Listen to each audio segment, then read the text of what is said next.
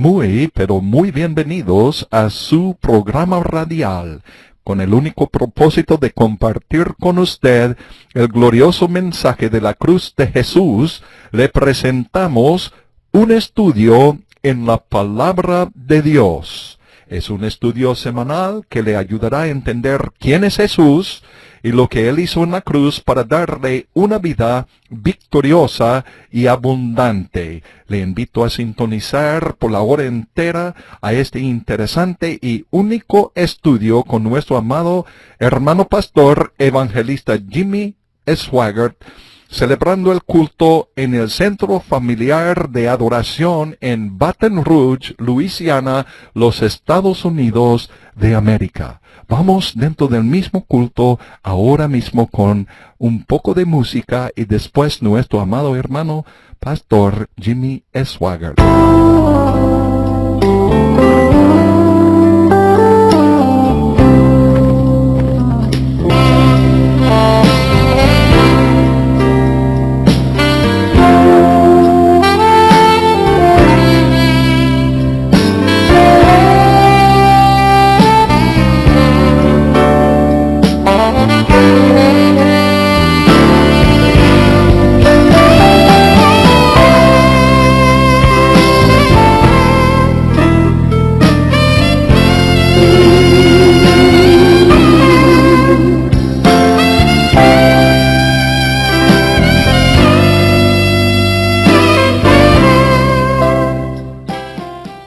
Bienvenido hoy a un estudio en la palabra de Dios. Soy el evangelista Jimmy Swaggart y estoy muy contento que usted nos acompaña.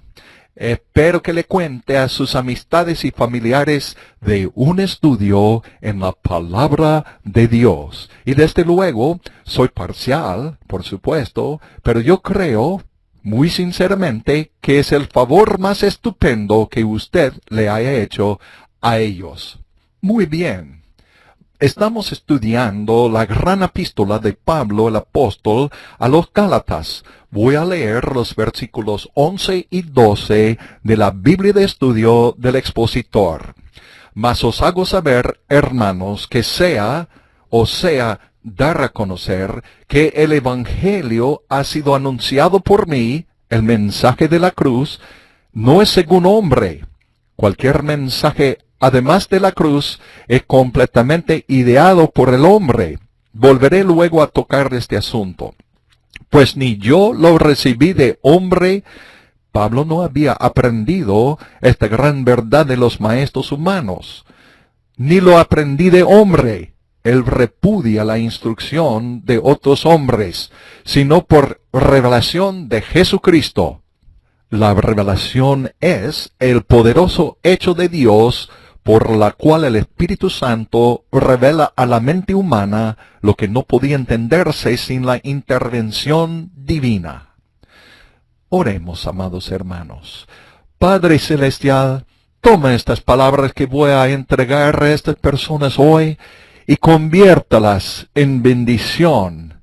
Señor, te lo pido en el nombre de Jesús. Amén y amén. Quiero mostrarles ciertas cosas, en primer lugar, acerca de Pablo. Quizás no ha habido una tarea más difícil y más dura como la que el Señor llamó al gran apóstol a llevar a cabo, a realizar. Bien, ¿qué es lo que quiere decir? Voy a repetirlo. Tal vez el Señor nunca le pidió a nadie que hiciera algo más difícil de lo que se le pidió al apóstol Pablo.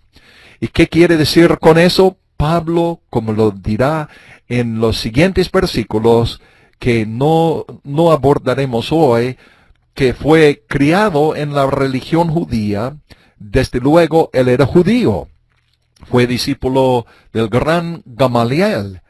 En Jerusalén, el maestro más grande de la ley mosaica, vivo en esa época. Y él era un fariseo. Había vivido toda su vida en esta capacidad. Y Pablo entendió la ley mosaica como ningún otro en la tierra. y había sido preparado para tomar el lugar, se dice, de Gamaliel.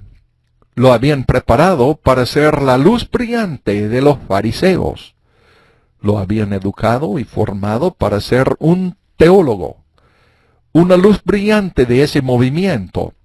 Desde luego, todo cambió en el camino a Damasco cuando tuvo la estupenda experiencia y aceptó a Jesucristo como su Salvador, y todo cambió. Gloria a Dios. Solo Dios, mi amigo oyente, puede cambiarnos. Óigame bien, Él le ama. Tiene un plan maravilloso para tu vida. Y así como Pablo estaba yendo por su camino, respirando amenazas contra los creyentes de Cristo Jesús, estaba opuesto al camino de Dios. Dios, en su gran bondad y misericordia, le detuvo y extendió la invitación de recibirle como Señor y Salvador de su vida. Y él le respondió: ¿qué quieres que yo haga, Señor? Cuando le llamó Señor, en ese momento fue salvo. Aleluya. Y yo recuerdo cuando Cristo vino a mi corazón y cambió toda mi vida cambió. Y mi amigo, le invito a entregar su vida a este mismo Cristo Jesús, el único que puede cambiar tu corazón y tu vida. Pues Él murió en la cruz por ti. Dio su vida ya en un sacrificio que pagó la cuenta, la terrible deuda del pecado que había en su contra y en mi contra cuando murió en la cruz, en una muerte cruel, sobre una cruz romana allá, y fue sepultado, pero resucitó al tercer día. Y tengo gratas noticias: Él vive hoy y está llamando a la puerta de tu corazón. Y para el creyente que se encuentra en apuros, en aprietos, Él está ofreciéndole victoria y triunfo por medio de su cruz y lo que Él hizo allá. Gloria a Dios. Pues Israel lo odiaba. A aquellos que habían sido sus amigos, los amigos de Pablo, lo odiaban. Trataban de matarlo repetidas veces, y lo hubieran logrado si no hubiera sido por la mano del Señor sobre él. Muy bien. Ahora eso es otra cosa. Pero la iglesia se inició con los judíos. Se inició en Jerusalén. No se inició con los gentiles, se inició con los judíos. Empezó en Jerusalén. Prácticamente los primeros convertidos a Cristo fueron judíos. Todos ellos, prácticamente todos. Fue hasta más tarde, después de la gran visión dada a Simón Pedro, y luego sobre todo cuando aparece Pablo, que poco a poco empieza a ir a los gentiles. Pero fue Pablo el que fijó esa cosa, que hizo el Evangelio un mensaje mundial. El judío de Tarso, quien contribuyó más a lo que se refiere hoy a la civilización occidental que ningún otro ser humano haya vivido, que jamás haya vivido. En otras palabras, toda prosperidad que existe en los Estados Unidos, en Canadá, también Inglaterra, Australia, Nueva Zelanda, etcétera, etcétera, y muchos otros países que podrían nombrar, es aún más debido a Pablo que cualquier otra cosa. Óigame bien, por eso, sea como fuere, muy bien, la iglesia se inició con los judíos, la madre iglesia sitiada en Jerusalén. Aquí está el problema. Ya que aceptaron a Cristo, ellos aceptaron su señorío, el Mesías, el Hijo de Dios. Ellos aceptaron quién era Él, pero en cuanto a la cruz, no la entendían. Bueno, déjame decirlo de otro modo. En cuanto al significado del nuevo pacto, ellos no lo entendían en absoluto en la época primitiva, lo que usted lee en el libro de Hechos. El libro de los Hechos, sí. Había aceptado a Cristo, estaban encantados. 3,000 hombres fueron salvos en el día de Pentecostés, cuando Simón Pedro predicó. Bueno, la iglesia de Jerusalén, cuando se menciona iglesia, no era un edificio. Ellos se reunían en casas por toda la ciudad. Es probable que unas 50,000 personas o más habían aceptado a Cristo. Pero además de aceptar a Cristo, sabiendo que Él era el Salvador y sabiendo que Él era el Hijo de Dios, Él era el Mesías judío. Ellos creyeron eso. Y Él había resucitado de entre los muertos. Era su mensaje principal al principio, de que Él está vivo. Resucitó de entre los muertos. Gloria a Dios. Sí, Él vive. No está en una tumba fría. Él no todavía está en una cruz o un crucifijo. No, Él no está allá. Ha resucitado. Pagó la cuenta de la deuda en nuestra contra. La cuenta del pecado. La deuda del pecado. Nosotros no pudimos guardar la ley. Pero Él guardó todo y se ofreció su vida inocente, intachable, en una cruenta cruz romana por nosotros. Y canceló la cuenta. Anuló el derecho legal que Satanás tenía en nuestra contra para oprimirnos, para afligirnos con el pecado y la muerte. Pero Cristo vino. Gloria a Dios, aleluya. Y nos liberó de todo el poder del infierno, el poder de Satanás y todos sus demonios. Él pues derrotó a todos ellos. Gloria a Dios, allá en la cruz hizo todo eso para nosotros. Su cuerpo no está en una tumba. Óigame bien, Él está vivo, ha resucitado. Pero al mismo tiempo, simultáneamente, guardaban la ley esos judíos cristianos. Seguían con la adoración en el templo, seguían con el sistema de sacrificio. Me refiero a los judíos cristianos. Ellos seguían celebrando los días de fiesta y los sábados, seguían guardando los sábados, seguían con lo de la circuncisión, seguían también con la ley, tal como había sido hace unos 1500 años. Bien, cuando se introdujeron los gentiles, ellos empezaron a aceptar a Cristo. Es probable que aconteció primero en Antioquía y Bernabé fue enviado a Antioquía para ayudar a ministrar a los gentiles. Y luego empezaron los esfuerzos para enseñar la ley a los gentiles convertidos. Los hacían formar parte del judaísmo. Aparece Pablo, su gran conversión en el camino a Damasco. Y luego por varios años él vuelve a Tarso. Y no hay información en relación a lo que él llevó a cabo durante ese tiempo, ese periodo en su ministerio. Pero sabemos que lo más probable fue que durante ese tiempo el Señor le dio a él el significado del nuevo pacto, el significado de la cruz. Y Bernabé envió por Pablo. En realidad no envió por Pablo, él fue a buscarlo.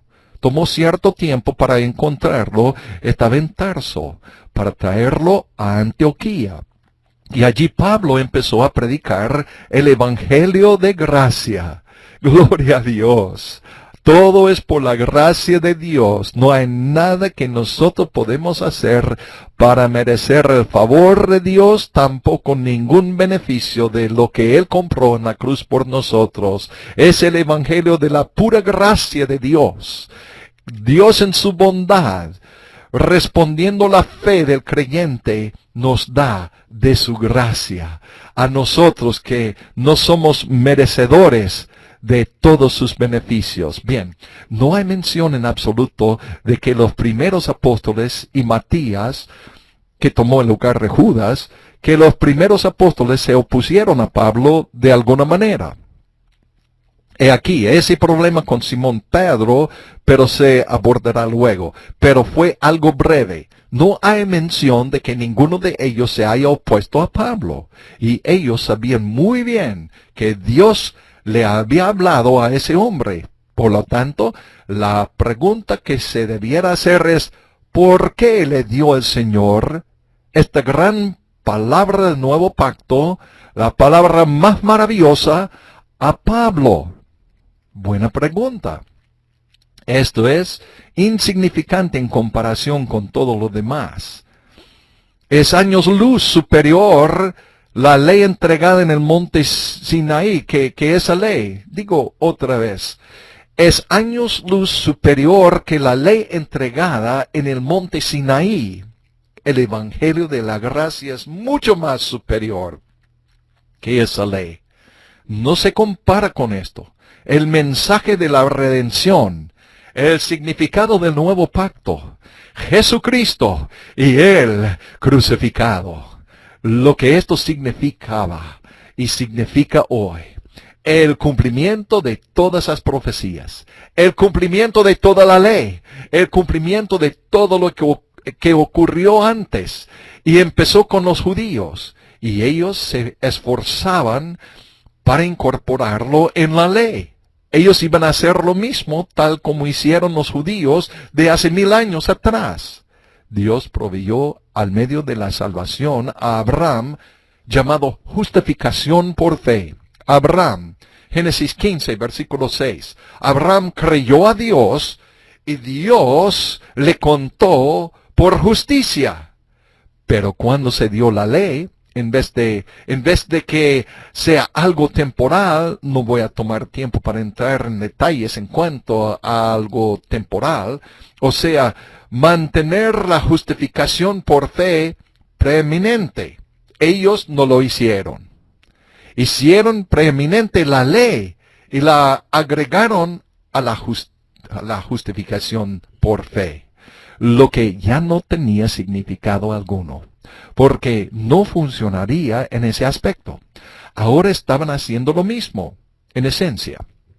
La ley era aún suprema, e iban a tratar de añadirle el significado del nuevo pacto a la ley. La ley iba a ser preeminente, superior. Ellos no lo tomaron en sucesión. Ellos trataron de colocar la ley primero y todo lo demás sujeto a la ley. ¿Qué era la ley? Bueno, usted conoce la ley de Moisés. No tomaré el tiempo de explicarlo. Bien, trataron de atraer al mundo gentil que había sido salvo bajo Pablo, y aquí es donde comenzó el problema. Pablo dice, se acabó la ley, se caducó, ya que fue cumplida en Cristo. Jesucristo es el fin de la ley. Él la ha cumplido en todo aspecto. Él cumplió todos los tipos, todas las alegorías, las sustituciones, todo lo que se puede imaginar, Jesucristo lo cumplió. Por eso no existe la ley. Guardar el sábado se acabó. La circuncisión se acabó. Los días de fiesta se acabaron. Si usted desea guardar un día, hágalo, pero no va a efectuar su salvación en absoluto, de una manera u otra. El sistema de sacrificios terminó. Se acabó. Ya no les pareció a muchos. Muchos pensaron y dijeron, ¿quién es este fulano metiche? Es el que persiguió terriblemente la iglesia y ahora afirma que se le ha dado esta gran revelación. ¿Por qué no se la dio el Señor a Simón Pedro? Si es tan cierto, fue escogido por Cristo. O a Juan, quien fue escogido por Cristo, o a Natanael, o a Andrés, Natanael. ¿Y por qué a ese hombre? No les pareció bien a ellos. Se considera hoy a Pablo como el príncipe de los apóstoles, y lo era. Pero en esa época, Simón Pedro era considerado el príncipe de los apóstoles. Entonces la madre iglesia en Jerusalén seguía tratando de guardar la ley. Ellos querían hacer lo que siempre habían hecho por siglos y siglos. Santiago, el hermano del Señor, era el pastor superior allí en Jerusalén. Y cuando Pablo edificaba iglesias en el mundo gentil, y se le habían dado una respuesta favorable por Santiago, ya que después de oír a Pablo, Santiago le dijo a todos, dijo que no se debía tratar de forzar a los gentiles a estar bajo la ley. No se puede. No se debe hacer eso. Él tenía razón. Su única equivocación, su único error, si es que fue una equivocación o un error, no incluyó el mundo judío en la misma instrucción. También, pues, pero a pesar de lo que hizo Santiago, había un sinnúmero de predicadores en la madre iglesia en Jerusalén y en Judea en conjunto. Los judíos que trataban de forzar la situación y para agregar a lo que hizo Jesús. No prestaron mucha atención a lo que él hizo. Él acababa de resucitar y es el Mesías y va a retornar pronto para hacer de Israel una gran nación. Así predicaron ellos. Ese era su pensamiento. Y en medio de esto, se le dio a Pablo el significado del nuevo pacto que ponía fin, acababa con la ley, ponía fin totalmente, por completo, porque fue cumplida en Cristo. Y eso no le pareció bien a ellos. Digo, se podría decir que muy pocos hombres en la historia han recibido los insultos que Pablo recibió para darnos a nosotros también este mensaje. Es por eso que él dice, si alguno os predicare otro evangelio del que habéis recibido, o un ángel del cielo, incluso si yo volviera diciendo algo distinto, no lo creo, que esa persona sea anatema por hacer semejante cosa, porque fuerzas poderosas intentaban comprometer el mensaje. Y permítame decirle esto, preste mucha atención, por favor. Esas mismas fuerzas están hoy obrando. Escúchame bien. Le vuelvo a hacer la pregunta, ¿cuántos predicadores hoy predican lo que Pablo predicó? Y ese es el criterio por lo que hay que predicar. Él dice en 1 Corintios 1:23, predicamos a Cristo crucificado. Luego dice, a los judíos ciertamente tropezadero y a los gentiles locura. En otras palabras, estaba diciendo, mi mensaje no es popular. Él decía que era un tropezadero a los judíos y una locura a los gentiles. Sin embargo, predico a Cristo crucificado. En otras palabras, él decía, no importa lo que diga la gente, ustedes no deben cambiar el mensaje. Bien, él no fue muy respetado por eso. No fue amado mucho por mantenerse firme. Por eso cuando él dice, mas os hago saber, hermanos. O sea, puedo demostrarlo en otras palabras, ha sido probado, o sea, lo que les estoy diciendo es la verdad y se los hago saber que el Evangelio ha sido anunciado por mí. Este mismo Evangelio que ha sido anunciado por mí no es según hombre, pues ni yo lo recibí, ni lo aprendí de hombre alguno, sino por revelación de Jesucristo. Yo quiero leer las notas en el Nuevo Testamento del expositor. Y no olviden acudir a nuestro portal de internet allá en www.jsm.org. Otra vez, jsm.org, y allá hay un botón que dice español y puede hacer clic en ese botón y le dará la razón para que usted consiga su ejemplar del Nuevo Testamento del expositor. Y estoy leyendo de este mismo Nuevo Testamento. Dice aquí en versículo 11, todo mensaje, óigalo, todo mensaje además de la cruz es sin duda ideado por el hombre. ¿Ha escuchado eso? Y quiero intentarlo con todas las fuerzas para tratar que usted entienda, si la iglesia no predica lo que se le dio a Pablo, Dios se lo dio a Pablo. Pablo nos lo dio a nosotros para que prediquemos lo que el apóstol predicó, que es Jesucristo y Él crucificado. Y eso es exclusivamente como la solución a todos los males del hombre. ¿Han escuchado la palabra exclusivamente? Quiere decir que no hay otro camino. Este es el único camino para la solución para todos los males del hombre. Es Jesucristo y Él crucificado. Nada más y nada menos. Déjame retroceder y contarle. Oí decir a un predicador el otro día, y dijo, si usted tiene problemas, tome la cena del Señor todos los días, o el margen de tiempo que se impusiera, y se solucionará sus problemas. Bueno, la cena del Señor es una bella ordenanza sagrada, pero nada indica en la Biblia que hace de esa ceremonia el objeto de su fe. Y Dios nunca lo bendice. Ese hermano no está predicando la cruz. Oí a otro decir, si tiene un problema es porque su tatarabuelo hizo algo malo y ahora le ha caído la maldición familiar. Y tiene que ser librado de esa maldición familiar. De nuevo, no se halla en la Biblia. Y la gente está poniendo su fe en algo que no es real. No es lo que Pablo predicó.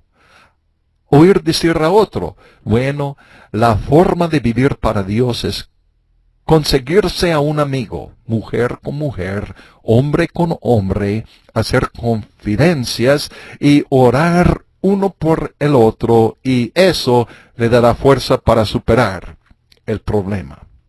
Gracias a Dios por amistades. Por eso no, pero quiero decirles bien franco, eso no está en la Biblia.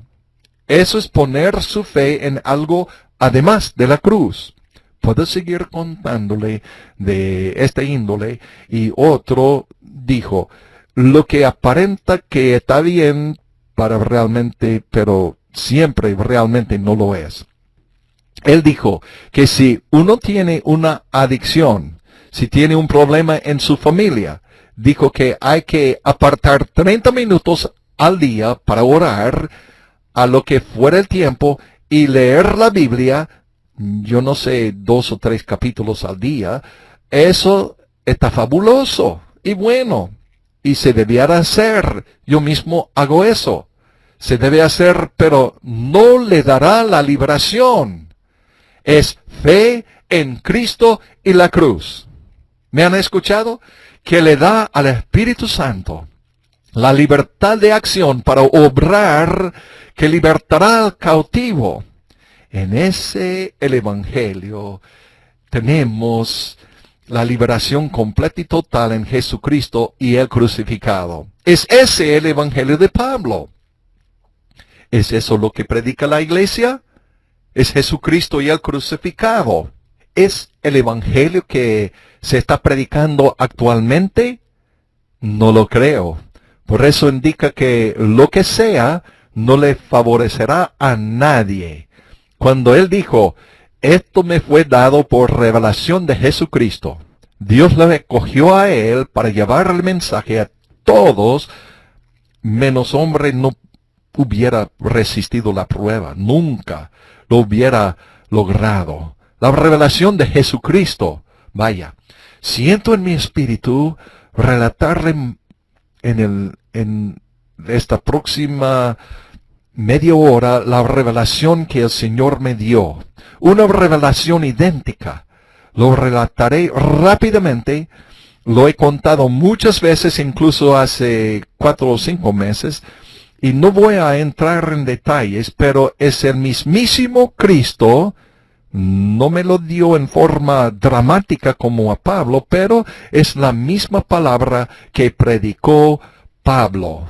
No es nuevo lo que me dio el Señor. Hace 25 años yo no hubiera tenido conocimiento alguno de lo que le estoy enseñando aquí semana a semana.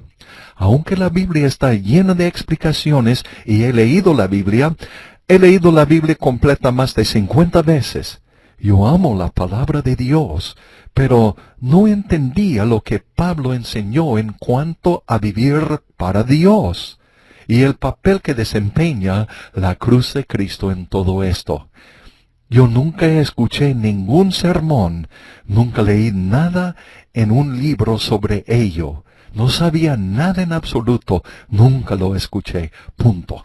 Y por eso, en mi vida cristiana, aunque amaba sumamente al Señor, y aunque creo que puedo decir sin temor a contradicción que daría mi vida por Él, si Él me lo hubiera pedido, y Él me estaba usando para efectuar al mundo entero con el Evangelio de Jesucristo. Y por raro que parezca, yo predicaba la cruz como la única respuesta, pero yo casi no lo entendía con relación a los cristianos salvos. De convertir a la gente, sí, pero respecto a nuestra vida y vivir diario, el papel que desempeña la cruz, no sabía nada sobre eso. Miro en retrospectiva a algunos de los sermones que oí de algunos predicadores santos, y uno o dos lo mencionaban, pero eso no bastaba para detectarlo. Escúcheme con atención. Si la persona, no importa quién sea usted, predicador, de otro modo no importa. Si usted no entiende lo que Pablo predicó, lo que enseñó, esta gran palabra que le fue dado a Pablo por el Señor Jesucristo, que es el significado del nuevo pacto, que es el significado de la cruz. Si el creyente no lo entiende, entonces no entiende cómo vivir para Dios. No quiere decir que no puede ser salvo, pero impedirá mucho su crecimiento espiritual. No dije que el Espíritu Santo no le ayudaría. El Espíritu Santo siempre hará todo lo posible, y gracias a Dios por eso. Pero no entender lo que enseñó el gran apóstol, escúchame, la naturaleza pecaminosa enseñoreará hasta cierta medida en la vida de ese creyente, para hacerle la vida un infierno, causarle muchos problemas. Y en ese entonces yo no sabía lo que era la naturaleza pecaminosa. Y muchos que me escuchan ahora mismo, hasta que me oyó enseñarlo, no tenía la menor idea tampoco de lo que era la naturaleza pecaminosa. No se enseña detrás del púlpito. Y es una de las cosas más importantes. Y el 6º capítulo de Romanos se da para explicar cómo tener la victoria sobre la naturaleza pecaminosa. ¿Qué es la naturaleza pecaminosa? Es la naturaleza del hombre en lo que se convirtió después de la caída. Después de la caída de Adán y Eva, los primeros padres de la raza humana, el hombre cayó en un estado donde tenía la conciencia de Dios hasta llegar a un egocentrismo total. Y todo lo que hizo el hombre fue iniquidad, transgresión, impiedad y desobediencia. Su naturaleza era la del pecado. Su naturaleza era la de maldad. Su naturaleza era la de impiedad. Y eso incluye a todos. No solo a algunos aquí y allá, sino todo ser humano que haya vivido. Estamos todos en el mismo barco, mi amigo, que me escucha hoy. Sí, todos hemos pecado y estamos destituidos de la gloria de Dios. Y la educación no puede extraerlo. El intelectualismo no puede extraerlo. La psicología no puede extraerlo. El dinero no lo alivia. Antes que usted fuera salvo, la naturaleza pecaminosa le enseñoreaba las 24 horas al día, 7 días a la semana. En todo aspecto, y cuando mira ahora su vida en retrospectiva, usted sabe que le digo la verdad. Bien, cuando usted fue salvo, cuando aceptó a Cristo, al instante la naturaleza pecaminosa se vuelve inactiva, se vuelve ineficaz. Romanos 6, versículo 6, creo que sí. Se vuelve ineficaz, no se ha removido, no se ha quitado. Eso sucederá hasta que suene la trompeta y se lleve a cabo la primera resurrección de vida, y seremos cambiados en un momento, en un abrir y cerrar de ojos, y lo corruptible se vista de lo incorruptible, que es la naturaleza pecaminosa, que es quitada. Y luego se nos dará lo incorruptible, y luego lo mortal tomará el lugar de la inmortalidad. Gloria a Dios, aleluya. Oh, qué día tan feliz será ese día, cuando recibimos del Señor Jesús un cuerpo glorificado. Aleluya, aleluya. Ya no más con la naturaleza pecaminosa. Gloria a Dios. Pero será en la próxima resurrección. Y ya no habrá naturaleza pecaminosa. Pero hasta entonces, óigame bien, hay aún una naturaleza pecaminosa en nuestro corazón y vida. Y si el creyente no funciona según el orden prescrito de Dios, que se nos da en la palabra de Dios, principalmente en Romanos, los capítulos 6, 7 y 8, entonces descubrirá que la naturaleza pecaminosa se reactivará y resucitará de nuevo. Puede que no sea tan malo como antes que fue salvo, pero en cierta forma lo será. Comenzará a dominar en el corazón y vida del creyente. Bien, permítame leer un poco de Romanos capítulo 6. Pablo dice, no reine el pecado. 17 veces en este sexto capítulo de Romanos, él menciona el pecado. Y cada vez, excepto una, él habla de la naturaleza pecaminosa. En el griego original, la palabra pecado le antecede el artículo definitivo. Y en el original, cuando Pablo lo escribió, dijo, no reine el pecado. O sea que no se refiere a los actos de pecado, sino a la naturaleza pecaminosa, el pecado principal, la naturaleza mala. No reine, pues, el pecado en vuestro cuerpo mortal, lo que muestra que puede dominar. Algunos predicadores dicen que una vez salvo, ya no hay más naturaleza pecaminosa. Deben hablar con Pablo, ¿no? Ellos deben hablar con Pablo, porque él le dio instrucciones en Romanos 6 acerca de la victoria sobre la naturaleza pecaminosa. Bien, todo creyente va a tener una reactivación de esa naturaleza pecaminosa sin excepción. Y por muchas y diversas razones en su vida. Primero, es tan fácil recurrir a la carne. Y luego le explicaré lo que es la carne en un momento. Es tan fácil recorrer a la carne para nosotros. Es una reacción tan natural. Y eso quiere decir que dependemos de nosotros mismos en lugar de depender en el Señor. Y cuando eso sucede, la naturaleza pecaminosa se reactiva y empieza a luchar la lucha y la batalla, y procuro enseñarle algo que he pasado meses enseñándola en pocos minutos. Pero en esa época yo no entendía lo que le estaba enseñando.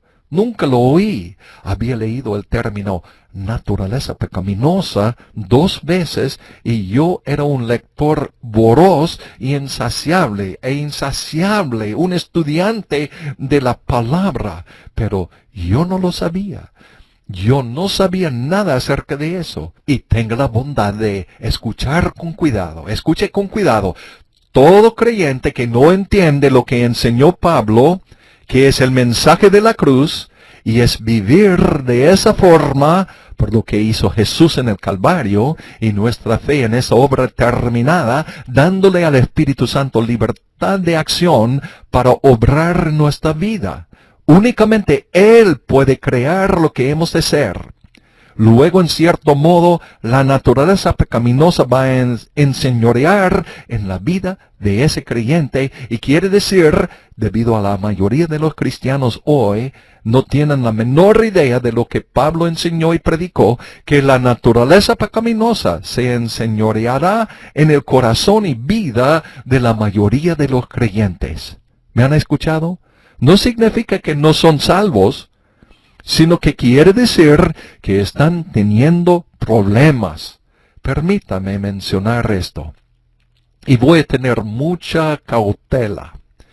Yo no sé, quizás fue hace un año o algo así, hace 8 meses, 10 meses, sea cual fuere, lo presentaron por televisión. Yo llegué a casa más temprano y Francis estaba aún en la oficina, y se trataba del predicador delatado en una situación homosexual. Pastoreaba una de las iglesias más grandes de la nación, y yo no lo conocía, pero Francis llegó y ella se mantiene al tanto de un montón de cosas que yo no lo hago, y le pregunté a ella, ¿quién era este hombre? Y yo pronuncié su nombre. Y ella me dijo, yo no lo conocía, pero al destaparse la situación en las próximas semanas y me compadecí de él. Y yo no lo conocía, desde luego, pero me compadecí de él y también de toda su familia y de la iglesia, la obra de Dios, porque yo sabía el dolor que ellos estaban pasando. Yo sabía del dolor que ellos estaban pasando y yo sabía la causa del problema. Por desgracia, los predicadores en su entorno tampoco sabían, y él no sabía. Era que la naturaleza pecaminosa que le dominaba, y él no lo entendía, ni lo sabía. Y Satanás seguirá presionando y presionando y presionando más hasta lo que ocurrió. Eso es lo que pasaron por la televisión. Yo sabía el problema y sabía la solución. Sabía el problema, sabía la solución, pero no entraré en detalles. De todos modos, usted lo ha escuchado, algunos de ustedes lo presentaron por televisión, pero no se oye acerca de los millones de personas en todo el mundo que aman a Dios. Puedo decir que este amado hermano ama a Dios. Yo no lo conozco, y quizás he oído mencionar su nombre un par de veces antes de la situación, pero no sabía nada de él. Pero voy a decir que él ama a Dios y lo dejaré así. Y hay millones de personas que aman a Dios, sinceramente, aman al Señor con todo su corazón, desean vivir en santidad y pureza delante del Señor, pero están fallando y fallando miserablemente. Y todo tipo de vicios, puede que sea uno de estos vicios, idolatría, tal vez herejía, o tal vez ciento y una cosas diferentes, pero es la naturaleza pecaminosa que se enseñorea en esta vida y le hace la vida un infierno. Yo he estado en ambas situaciones. He estado en esa situación cuando yo no sabía, y miro en retrospectiva, y gracias a Dios, Dios me valga que yo vuelva a esa situación. Yo sé lo que es tener el gozo de la victoria. Y no me estoy refiriéndome al mismo pecado de ese hombre que ellos habían expuesto en la televisión. De ninguna manera. Puede ser cualquier pecado en la vida del creyente. Y permítame dar más detalles. Nunca olvidaré esa mañana en mi oficina muy temprano, pues estábamos por Radio Diario, la red radial, la emisora Sun Life, es propiedad del ministerio, que son unas 80 emisoras en toda la nación. Y en ese entonces no eran tantas, pero no tiene importancia. Y habíamos estado en reuniones de oración por unos 6 años. Y no entraré en detalles. Pero yo había llegado temprano para preparar la programación, como siempre lo hacía cada mañana. y estaba estudiando el 6º capítulo de Romanos, el 6º capítulo, y estudiaba uno de los libros del erudito griego Kenneth Wuest. Él está ahora en la gloria. Desde hace unos años ha estado con el Señor.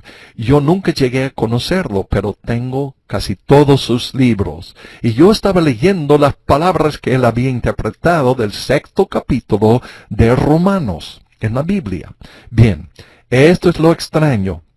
Yo lo había leído antes y muchos años tenía sus libros en mi biblioteca y lo había leído, pero nada se me reveló. Y a mí, nada se me reveló a mí, ni siquiera una pizca. Lo leí, pero no captaba lo que había leído. Pero esa mañana en concreto fue distinto. Fue en 1997. De pronto fue como que se encendió una luz, se prendió una luz. Fue como que alguien lo puso en la pantalla. Y el Señor habló a mi corazón y dijo, esta es la causa de todo fracaso. Es la naturaleza pecaminosa que se enseñorea. Bueno, precisa una explicación porque el pecado origina en el corazón. No puede hallar alguna solución teológica, no es la interpretación correcta. La gente peca debido a algo. Pues, como lo digo, es debido de que hay algo malo en nosotros. Jesús dice que sale del corazón. Del corazón procede el adulterio, el asesinato, etc. Infinitamente. La naturaleza pecaminosa toma control y empieza a dominar a esa persona. Y esa persona que es salva y ama a Jesús se encuentra entonces haciendo cosas que no quiere hacer, o trata de no hacer, o lucha por no hacer, batalla por no hacerlo. Y ya que es una nueva creación en Cristo Jesús y tiene la ley de su mente para que obedezca al Señor, pero existe otra ley. Pablo dice, en nuestros miembros una ley de pecado e iniquidad. Y se encuentra incapaz de parar la situación. Y debido a que está viviendo en un estado de adulterio espiritual, dije, adulterio espiritual, en Romanos capítulo 7, versículos 1 al 4, el Espíritu Santo está muy limitado en cuanto a la ayuda que puede darle a alguien. Y como dije, este es el estado de casi todos los cristianos hoy día. Es un estado miserable, es un estado terrible. Y el Señor me mostró esa mañana. Él dijo, la naturaleza pecaminosa, y sin saber lo que es, cómo tratarlo, qué hacer con ella, cómo se lo he dado en el capítulo 6 de Romanos, es esa la causa del problema. Nunca olvidaré cuando me paseaba en mi oficina, gloria a Dios, en la segunda planta del edificio de la administración, llorando y gimiendo, saber la causa ahora, y lo estoy simplificando mucho porque el pecado es el asunto sucio, podrido, infernal y maldito, es horrible, y a menos que obedezcamos a Dios, no importa lo sincero que seamos, la naturaleza pecaminosa se enseñoreará de nosotros y estaremos cometiendo pecados abominables. Muy bien, recuerdo que lloraba y gemía con gozo por la revelación de Jesucristo que Él me dio. El Señor me dio esa revelación de Jesucristo. Él usó a otro hermano para hacerlo, pero luego Él no me dio esa mañana la solución a eso. Él no me dio la respuesta a esto, pero me dijo la causa. Varias mañanas más tarde, en una oración, el Espíritu Santo vino a mí. Estaban presentes unos 5 o 6 personas en la reunión de oración. Era cerca de a las 10:15 de esa mañana, tal vez 10:30. El Señor habló a mi corazón. No lo leí en ninguna parte. Él me habló en mi corazón y dijo, la respuesta que buscas se encuentra en la cruz. Él lo dijo por segunda vez, pero un poco distinto. La solución que buscas se encuentra en la cruz.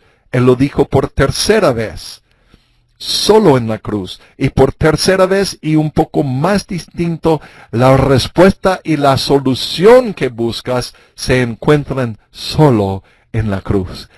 Y si yo estaba contento esos días antes, ni se diga cómo me siento ahora. Era como si se me quitaran 1000 libras de encima, 1000 kilos de peso de encima de mí. Sabía la respuesta, gloria a Dios, sabía la respuesta, sí, sabía la respuesta. Es precisamente por eso que el apóstol Pablo es querido por este evangelista, y todos deberían tener ese mismo sentir por él. Y en ese mismo pensamiento, ¿cómo obra el Espíritu Santo en esto? Sabía que él tenía una función y que yo era un fuerte predicador del Espíritu, pero ¿cómo obra él? ¿Qué hace él? Porque el Señor me ha dicho que la respuesta está en la cruz. La solución es la cruz. Y la respuesta y la solución están solamente en la cruz. Entonces, ¿dónde queda el Espíritu Santo? Bueno, hace algo de un mes, el Señor me dio la respuesta a ello. Él me condujo mientras estábamos en el programa radial de esa mañana e hice una declaración. Dije, el Espíritu Santo no obrará fuera de los parámetros de la obra terminada de Cristo. Yo no había premeditado la declaración, no la había estudiado, no la había leído en ninguna parte, nunca la había oído antes, yo nunca la había oído, solo lo pronuncié. El Espíritu Santo no obrará fuera de los parámetros de la obra terminada de Cristo. Y yo pausé. Loren Larsen, uno de mis colegas, estaba en el programa conmigo ese día. Él estaba sentado enfrente de mí. Él me dijo durante la pausa, ¿puede respaldarlo con un pasaje bíblico? No lo había pensado, no lo había premeditado, no lo había estudiado, ni nunca lo había oído, y de pronto el Espíritu Santo me reveló el pasaje, Romanos 8, versículo 2, porque la ley del Espíritu de vida en Cristo Jesús es una ley ideada por la deidad. Del Espíritu es el Espíritu Santo de vida.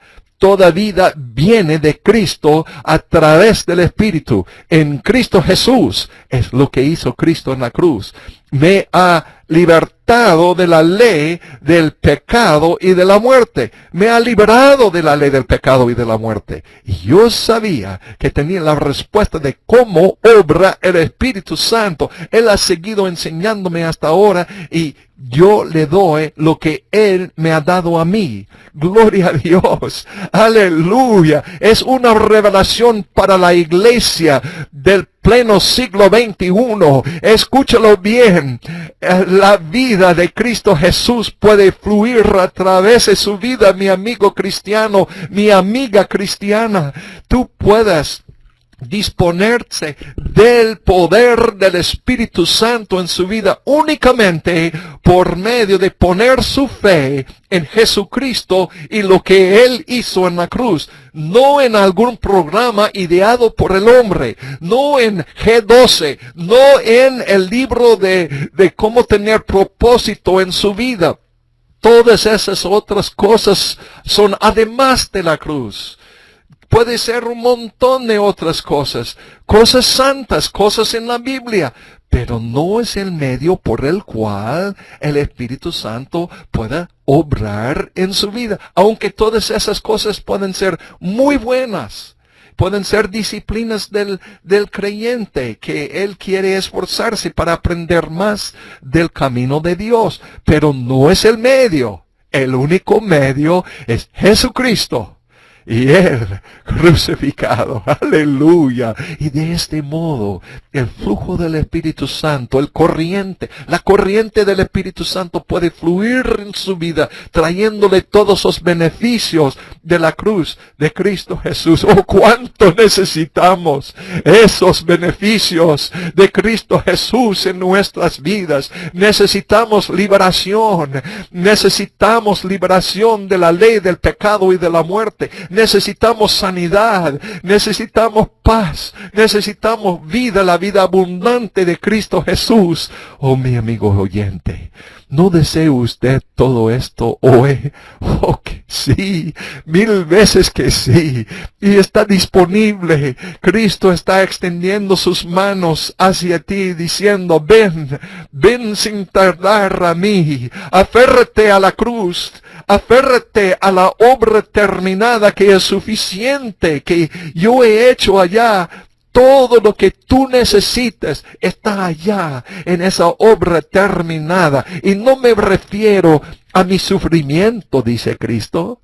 Aunque vas a sufrir por pararse firme y fiel al mensaje de la cruz, pero allá en la cruz he comprado todo lo que usted necesita, los beneficios celestiales que el Padre Celestial ha preparado solamente por ese sacrificio. No por el hombre, no por un sistema de pensamiento, no por una filosofía, la educación, el dinero. No, 1000 veces que no.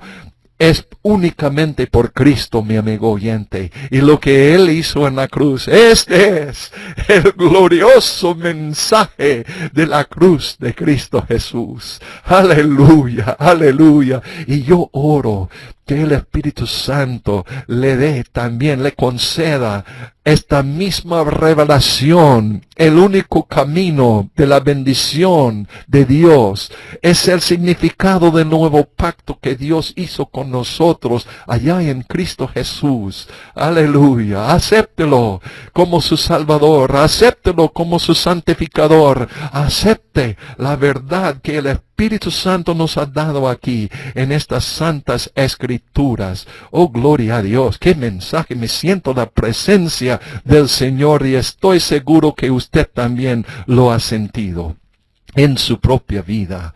Que Dios los bendiga. Lo amamos en el Señor Jesucristo y deseamos que Él te colme de sus más ricas bendiciones en Cristo Jesús y lo que Él hizo en la cruz por nosotros. Hasta la próxima.